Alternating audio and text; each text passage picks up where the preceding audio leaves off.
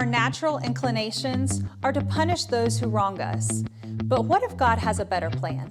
Today, Pastor Lemming continues his series on the Beatitudes. If you'll find your place in your Bible with me at the Gospel of Matthew, chapter 5. And I'm going to read, as I've been doing over these last 4 weeks, today the 5th week, from verse 3 down through verse 12. I know that many of you are working to memorize the Beatitudes. I hope that you're doing well with that and that you're making progress in that respect. Beginning in verse 3 of chapter 5 of the Gospel of Matthew. Blessed are the poor in spirit, for theirs is the kingdom of heaven. Blessed are those who mourn, for they shall be comforted. Blessed are the meek, for they shall inherit the earth. Blessed are those who hunger and thirst for righteousness, for they shall be filled. And where we are today, verse 7, blessed are the merciful, for they shall obtain mercy. Blessed are the pure in heart, for they shall see God.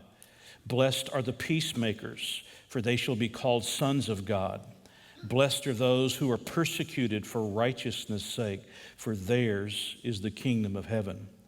Blessed are you when they revile and persecute you and say all kinds of evil against you falsely for my sake. Rejoice and be exceedingly glad, for great is your reward in heaven. For so they persecuted the prophets who were before them. Today we come to a turning point in the Beatitudes in this series of messages. The first 4 Beatitudes, if you will, were more inward in their perspective, being poor in spirit, meaning that we acknowledge that we need God and we need God's help, mourning over our sin and over the effects of our sin, being meek, bringing our strength under God's control, or hungering and thirsting for righteousness, the righteousness of God, and thus for God himself. All of these are more inward in their focus, but today we're going to turn and we're going to be looking at the outward focus as we consider these last 4 of the Beatitudes in these coming weeks. And we're going to get a glimpse of the heart of Christ for people. And we want to see that heart, don't we? We want to see the Lord's heart for other people. These first 4 Beatitudes, in one way or another, concern our dependence on God. But the coming 4 Beatitudes focus more on the outworking of our dependence on God. When we're depending on the Lord, this is how the Lord helps us. This is how we respond as a result of that. So let me take just one more moment as we begin today, and let me remind you once more that to be blessed, as we find it these 8 times in the Beatitude, actually 9 counting verse 11, but as you find it here in the Beatitudes, means to have a position to receive or to be in a position to receive the goodness of God flowing into our lives, his goodness flowing into our lives. It means that we're walking in the favor of God and living with his approval. Being blessed brings with it contentment and fulfillment and satisfaction. It brings to us a life where these kinds of things are found and they are provided by God. You are the recipient of these things coming from God, and he wants every one of his children to live the blessed life. So the question before us this morning as we think about this beatitude in verse 7, blessed are the merciful, for they shall obtain mercy. What does it mean to be merciful? What does it mean to show mercy? You've got to remember something as you think about our message today, this lesson today. Mercy was not a virtue that was valued in the Roman world. Actually, mercy was viewed more as a weakness. If you showed mercy, you were a weak person. They valued things like wisdom and justice and temperance and courage. But there were very few people who ever expressed a desire for this kind of mercy that Jesus Christ is talking about in this text. The root word for mercy, it's found 79 times in the New Testament. So you automatically know this is a very important truth. It's a very important concept. This Greek word for mercy is closely related to an Old Testament Hebrew word. It's the word that's often translated in our Bibles as loving kindness. But it's the idea of someone that can get inside another person in such a way that they can see things through his or her eyes, they can think things through his or her mind, and they can feel things through his or her feelings. A word that we often associate with the idea of mercy is the word sympathy. And we sort of use that word in a very light way. We want it to communicate that we're being merciful, but oftentimes it doesn't communicate that fully. And the word sympathy itself is taken from two Greek words, sim and patheo, one meaning to be together with, and the other meaning to experience or to suffer, so that we are together with them, experiencing and suffering as they are experiencing and suffering.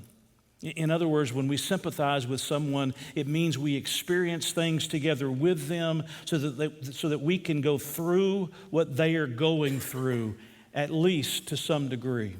Now, it's not possible for us to go through everything somebody else is going through when they're suffering or going through difficulty or hardship in life, but we try our very best to get into their shoes, if you will, and to try to understand and see and feel and be able to reason as they are in their moments of difficulty. Jesus' instruction about mercy implies more than just an inward sentiment or feelings.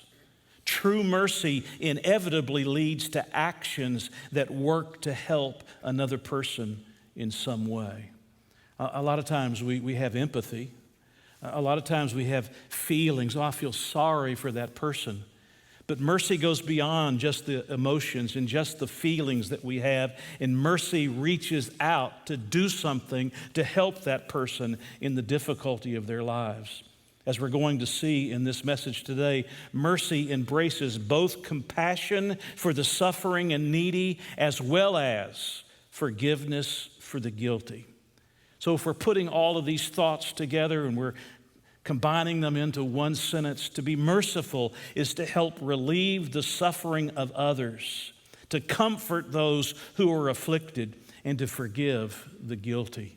For those of you that are writing, mercy is to help relieve the suffering of others, to comfort those who are afflicted, and to forgive the guilty. Please understand that mercy is better than pity.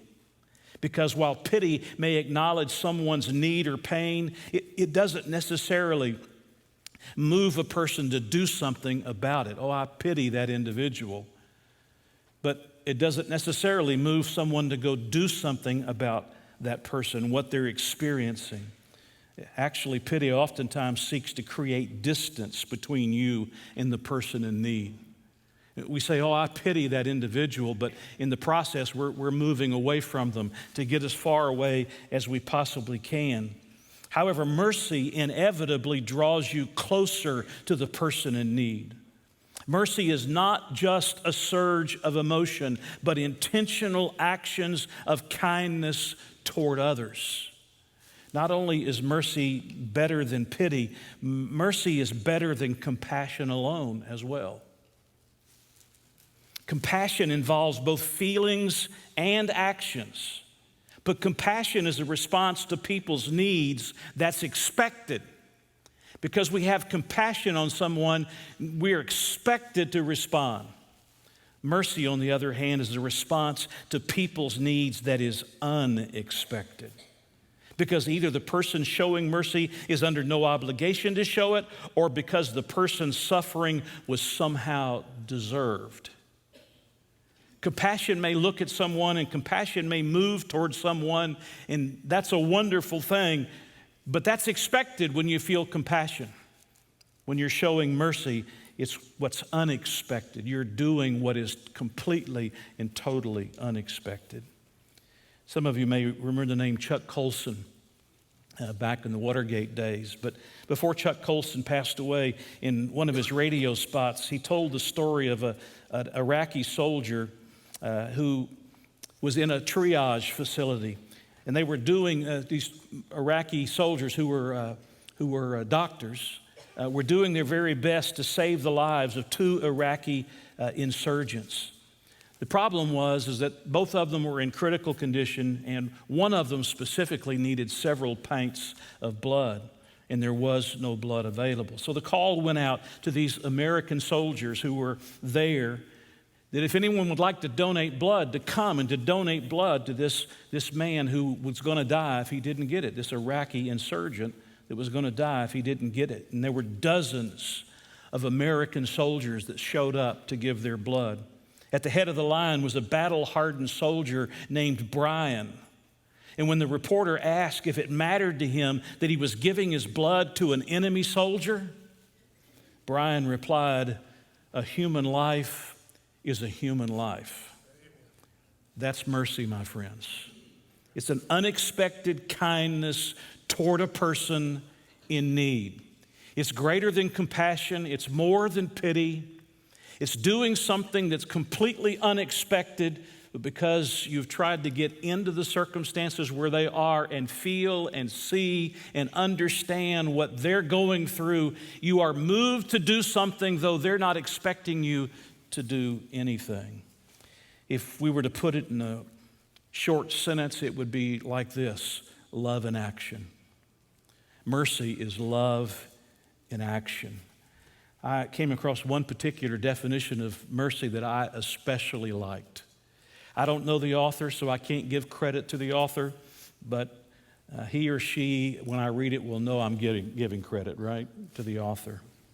This is what the definition is. Mercy is getting down on your hands and knees and doing what you can to restore dignity to someone whose life has been broken by sin. I like that definition. Mercy is getting down on your hands and knees and doing what you can to restore dignity to someone whose life has been broken by sin. I think you'll agree with me that mercy is a rare commodity these days. I mean, almost every day of our lives, if not every moment of our lives, our eyes and our ears and our emotions are assaulted by the things that we see and the things that we hear and the way people treat one another. If it's not on the radio, it's not on the television, it's not in social media or in the print media, I mean, we see it everywhere.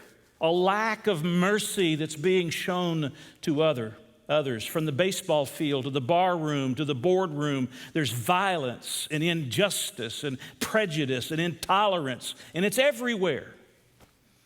I'm old enough to remember a time when there was a president who said, "We want a kinder, gentler America." Some of you remember those days. A kinder, gentler America. That's what we wanted, but America has become a place filled with hate. We've become a savage America, and all of us should be mourning over that reality. All of us should be mourning over that reality. People have lost almost all sense of empathy and sympathy and compassion and mercy. That is, if we ever had it to begin with. We've lost almost every sense of mercy.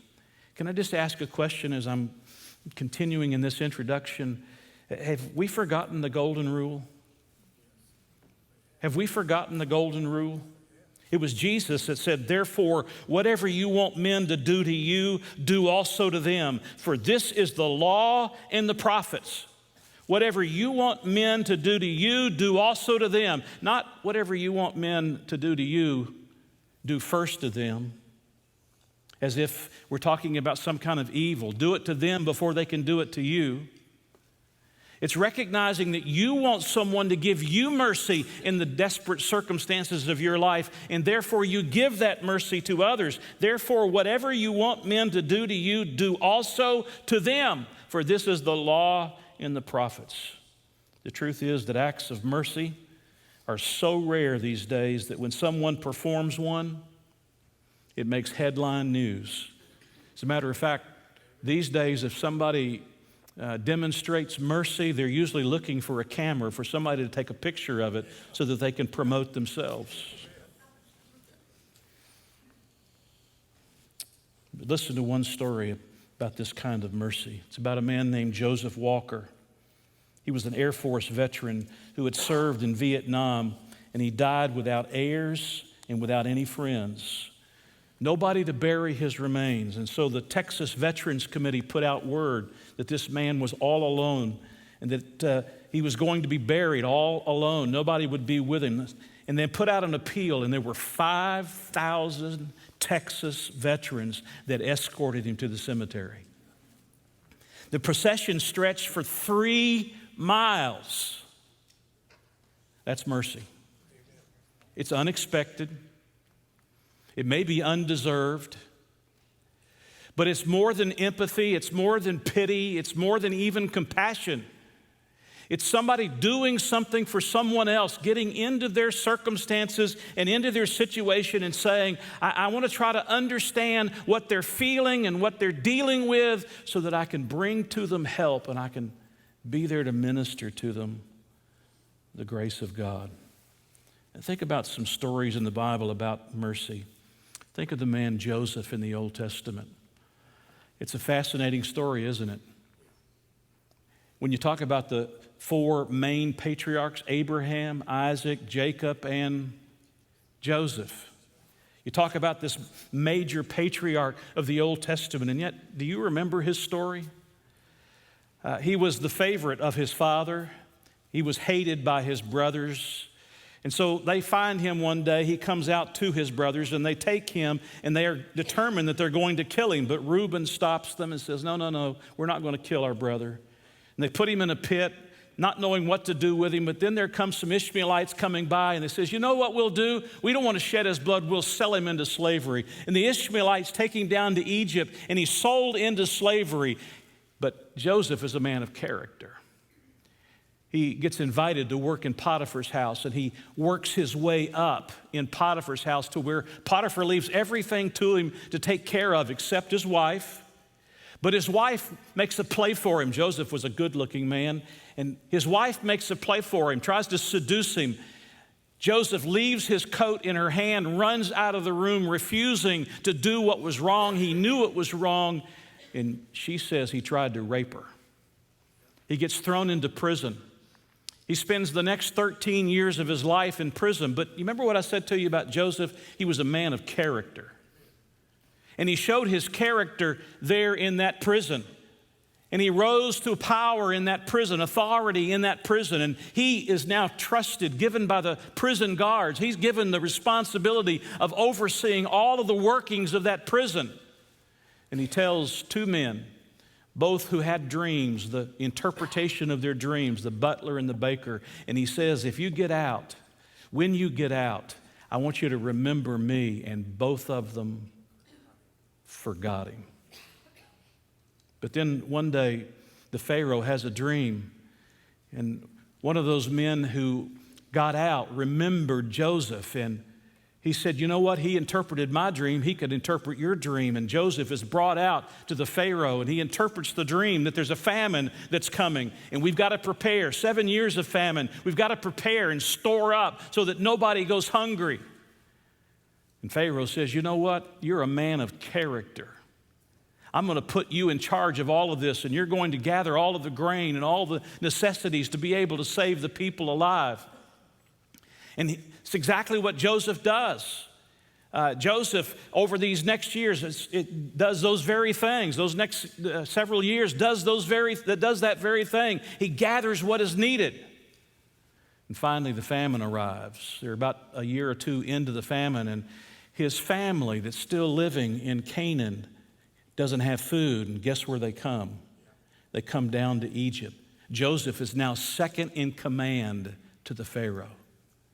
His brothers come down to buy food, and there's an interaction. I can't take you through all that interaction, but Joseph is testing his brothers. He sees them, he recognizes them, but they don't recognize him. It's been a little more than 2 decades since they've seen him, and besides that, he's in Egyptian garb. I mean, he probably looks more like an Egyptian at this moment. But his brothers are recognized by Joseph. He knows who they are. And there's a little interaction that goes back and forth as you've read the New Testament, the Old Testament in Genesis 36 and 7. And ultimately, The brothers come back one last time, and Joseph can't take it anymore. He breaks down in tears. He's crying. He goes into another room because you weren't supposed to be seen crying like this if you were a powerful Egyptian in authority. But then he calls the brothers in, and they sit down together, and he reveals, I am your brother Joseph, who sold you, who you sold into slavery. I am your brother. And the brothers are now scared to death. They're absolutely frightened to death. Think about it for a moment. What's he going to do to us? Is he going to destroy us? I mean, he now has the power. He can do to us what we were talking about doing to him. And they beg him for mercy. You remember what Joseph says? He could have said, take them out and execute them. But instead, what he says is, you meant it for evil, but God meant it for good.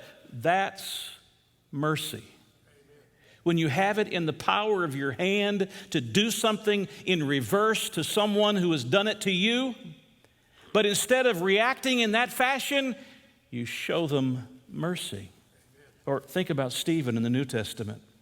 Stephen was one of the original deacons of the New Testament church. They weren't called that at that moment, but he was one of those 7 men that was chosen to serve the widows who were being neglected and take care to make sure they got the food that was being distributed. But Stephen was also a mighty preacher of the Word of God. And in Acts chapter 7, he preaches this powerful sermon, and the conviction takes root in the hearts of those who are hearing, and they don't like what they've heard, and they've decided, we're going to destroy Stephen. And they take him outside, and they began pelting him with stones. You remember, they laid down their coats at the feet of what man? Saul, who became Paul. They lay down their garments at the feet of Saul while they're pelting him with these rocks. And you know what Stephen says as he's breathing his last breath? He says, Lord, do not charge them with this sin. That's mercy. Or maybe the quintessential story in the New Testament is the story of the Good Samaritan. You know the story well, don't you? A Jewish man's going down from Jerusalem to Jericho. He gets beaten and robbed by the thieves that are always located along the route that's heading in that direction. And he's left for dead. He's going to die. He's probably bleeding out. He's going to die ultimately. There's 2 religious men who come by. They look at him, but they pass on by and they do nothing. They probably had pity on him. But that's about all you could say about it. They did nothing for him, but there was a Samaritan. The Jews and the Samaritans had little to nothing to do with one another. And yet this Samaritan went over to where this Jewish man who had been beaten and left for dead, he looked at him and saw the desperate circumstances that he was in. And he felt more than just pity. He did something to help this man. He pours in the oil and the wine that's like a disinfectant to try to help him in these moments while he's there on the side of the road. He dresses his wounds. He places him on his donkey. You realize that the Samaritan had been riding the donkey. Now this Jewish man is riding the donkey, probably laying on the back of the donkey. He takes him to a place where he can get help, and then he financially provides for him so that the help is there. And he says, if there's more needed, when I come back, I'll pay you then. That, my friends, is mercy. That, my friends, is mercy. I read about a Christian college professor who arranged a drama to see how his students would react. They were getting ready to study Luke 10, and that's, of course, the chapter where you find the story of the Good Samaritan. And as the class was beginning on that particular day, a grad assistant walked to the front of the room and announced that there was a change in the class location for the day. They'd have 5 minutes to walk across the campus to the new classroom. Well, as the students were leaving, they had to pass a man who was lying on the school lawn. It was obvious that he needed some kind of help. A few of the students ran past him because, you know those students, they don't want to be late for class. There were others that stopped for a moment and looked at him, but they just kept moving along. They weren't in a big hurry and not too overly worried about this man, and they passed him by. There were even a few students that looked at him and then went over and got a Coke, bought a Coke out of the machine, and then went on down to the class. There were only 3 students from the class that stopped to lend the man the help that he needed. Only 3 out of that college class.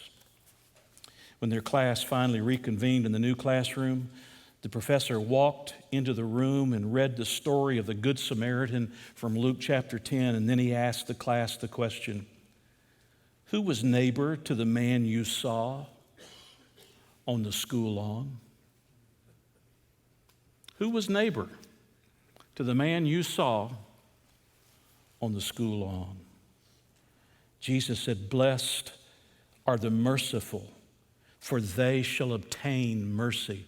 By the way, to obtain mercy is passive. They're not doing something to attain mercy. Because they show mercy, they receive mercy in return. And of course, the ultimate example of mercy is Jesus himself. I mean, there is no more perfect example of mercy than Jesus Christ. He was the most merciful human being who ever lived. He reached out to heal the sick. He restored the crippled. He gave sight to the blind and hearing to the deaf. He raised the dead. He found prostitutes and tax collectors, the outcast, the sinners, and he drew them into his circle of love. He forgave them and healed them and helped them to change their lives. He wept with those who wept and gave companionship to the lonely. He took little children into his arms and blessed them. He was merciful to everyone. Then he made the ultimate sacrifice of his own life so that he might save you and me. Save us from our sins that were going to damn our souls to an eternal hell. Not only is that grace, that's mercy. And Jesus is the example of mercy. Thanks for joining us today, and we hope you'll return next week to hear the second part of this message. If you would like more information about this message or Lewis Memorial Baptist Church, please feel free to contact us. We would love to hear how this ministry is helping you in your daily walk.